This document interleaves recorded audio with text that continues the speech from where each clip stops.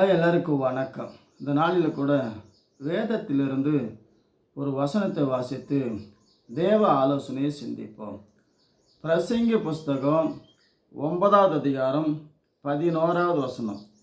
நான் திரும்பிக் கொண்டு சூரியன் கீழே கண்டதாவது, ஓடுவதற்கு வேகமுள்ள வேகமும் யுத்தத்துக்கு சௌரியமான சௌரியம் போதாது, பிழைப்புக்கு ஞானம் உள்ளவருடைய ஞானமும் போதாது, ஐஸ்வர்யம் அடைவதற்கு புத்திமான புத்தியும் போதாது, தயவு அடைவதற்கு வித்துவானின் அறிவும் போதாது.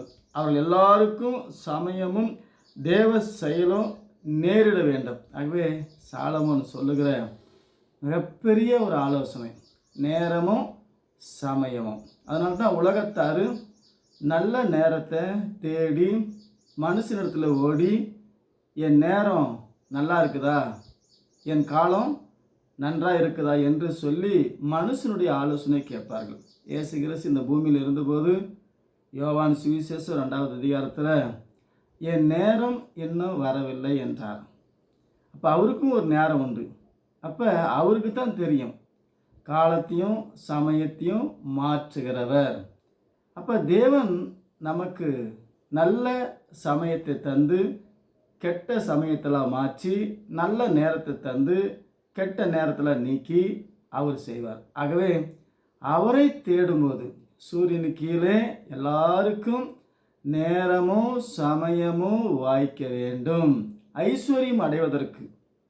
அப்போ தேவன் நமக்கு அதுக்குண்டான ஞானத்தையும் காலத்தையும் சமயத்தையும் தரத்தான் இந்த வாக்கு தத்துவத்தை எழுதி கொடுத்து உலகம் முடிவு பரியந்தும் சகல நாட்களிலும் தேவன் நம்மோடு கூட இருக்கிறார். ஆகவே இந்த மாதத்தில் தேவன் நமக்கு நல்ல சமயத்தையும் நேரத்தையும் தந்து சகலத்தையும் வாய்க்க பண்ண இயேசு கிறிஸ்து நாமத்திலே நாம் ஜெபித்து இந்த வேத பகுதியை நாம் தியானிக்கும் போது புத்திமானுடைய புத்தியும் போதாது, தயவு அடைவதற்கு வித்துவான அறிவும் போதாது, ஐஸ்வர்யம் அடைவதற்கு ஞானமுடைய ஞானமும் போதாது.